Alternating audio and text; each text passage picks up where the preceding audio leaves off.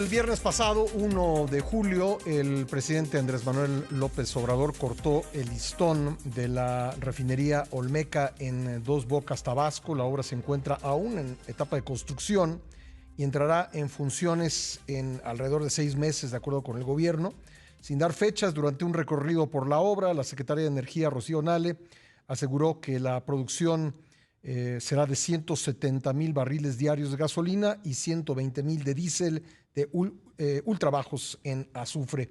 Vamos a platicar al respecto con Gonzalo Monroy, especialista en temas energéticos. Gonzalo, bienvenido nuevamente al programa. Mi querido Pascal, qué placer platicar contigo. Bueno, pues se llegó la fecha, se cortó el listón, pero difícilmente puede decirse, Gonzalo, que se inauguró la refinería, si entendemos por inauguración el inicio de operaciones. Efectivamente, Pascal, pues mira, yo te diría de que se cumplió una fecha política, se cumplió los plazos que habían prometido el presidente López Obrador y la secretaria Nale, que en 2019 nos decían que la refinería tardaría en construirse 3 años en su totalidad y costaría 8,000 millones de dólares. Un tiempo muy agresivo el que estaban planteando. Hoy nos damos cuenta con los videos, sobre todo con los videos propios del gobierno federal, que el avance de la obra muy probablemente no llega ni siquiera al 50%. Lo cual es una estimación mucho más realista, considerando que las grandes empresas de construcción de este tipo de obras en el mundo, pues no habían podido licitar en los tiempos ni en los montos que había dicho el gobierno. Y pues hoy vemos justamente ese resultado. Y más interesante por el tema de los costos, el presidente López Obrador, la secretaria Nale, habían dicho 8,000 millones de dólares. Y progresivamente hemos visto que esa cifra sigue aumentando. La cifra, en este caso tomando al presidente López Obrador como referencia, él dice que ya están entre los 11,000 a 12,000 millones de pesos. Ajá. Alguna nota, por ejemplo, de Bloomberg la ubicaba por los 18,000. Y hay también una muy interesante que es acerca de la cuenta pública del año 2019 al 2022, que pone la obra en su conjunto por arriba de los 25,000 millones de dólares, 3 veces más de lo que se había prometido. Bueno, ¿y cuándo podrá realmente entrar en operación? Es decir, ¿cuándo se verá compensado con producción de gasolina, pues este gasto, sea de 12,000 millones o sea de 18,000 millones, Gonzalo?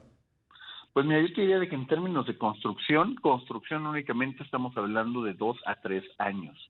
Y ahí justamente a partir de ahí empezaría justamente este periodo de pruebas que puede durar, yo te diría que entre 1 a 2 años, dependiendo de muchas situaciones, que hayan hecho bien la construcción, cimentación, que se hayan hecho bien las cosas. De otra forma se puede alargar considerablemente más. Así que estaríamos viendo producción, yo te diría, de manera sostenida, que la refinería empieza a tener estas fallas que por desgracia son bastante comunes en Pemex, que empieza a estar cerca del 2026 al 2027. Bueno, y la pregunta es si por su ubicación, el presidente dice que es una ubicación estratégica, la de la refinería, porque es un puerto, porque por ahí se puede meter el petróleo y se puede sacar las gasolinas.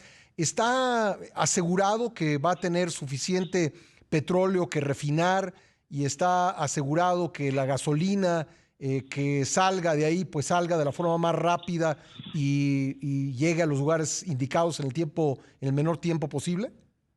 Qué buena pregunta me haces. Y fíjate, un tema importantísimo de la localización o del sitio tenía que ver acerca de cuál es la demanda que planea cubrirse en este caso. Sabemos muy bien de que, por ejemplo, Dos Bocas no va a alimentar a Sonora, Sinaloa, Chihuahua, obviamente no.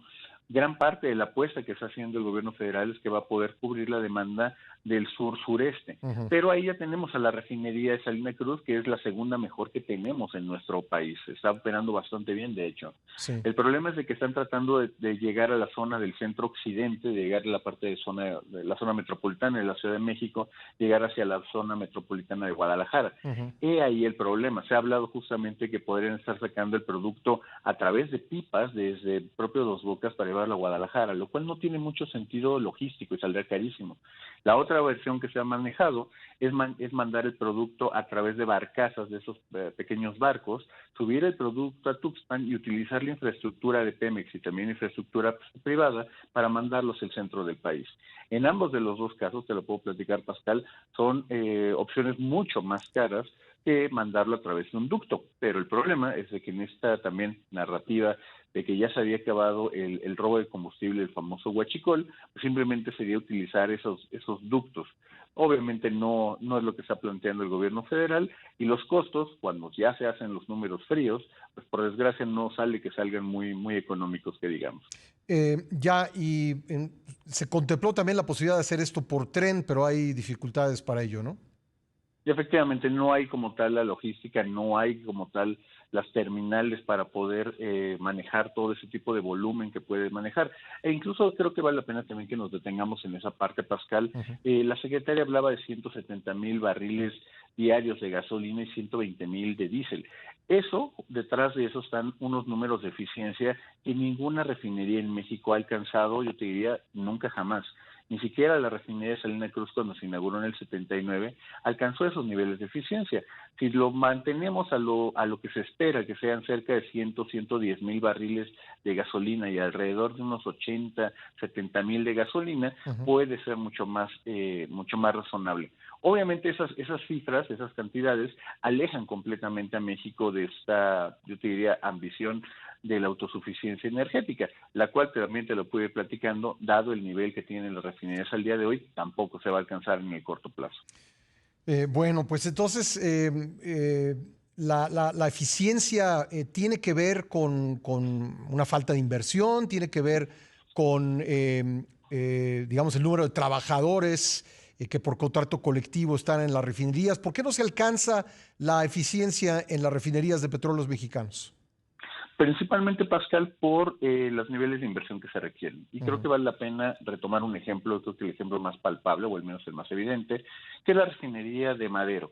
Madero, para que trabaje de manera constante y sostenida, que no esté un día trabajando y el otro no, cuesta cerca de 4,500 a 5,000 millones de dólares, que es una buena forma de darle, vaya a decir, una manita de gato. El problema es de que en toda esa administración, en lo que lleva en su conjunto, le ha dado menos de 300 millones de dólares agregados total. Obviamente muy lejos de poder hacer cambios sustantivos o insustanciales para levantar la refinación en México. Esa es la razón por la cual terminamos viendo que una explosión en Cadereyta, que de pronto ocurrió algo en Tula o en Salamanca, que en Salina Cruz ocurrió otra cosa. Tenemos que hacer que las instalaciones funcionen de manera constante, de manera segura para los trabajadores, antes de poder aspirar a cualquier otra cosa. Pues Gonzalo, vamos a estar pendientes de esto, de las obras que faltan, de la puesta en operación de esta refinería, que es pues una de las obras llamadas emblemáticas del presente gobierno. Te agradezco mucho que nos acompañes en el programa siempre. Por supuesto que sí, mi querido Pascal, te mando un enorme abrazo a ti y a todo tu público. Gracias a Gonzalo.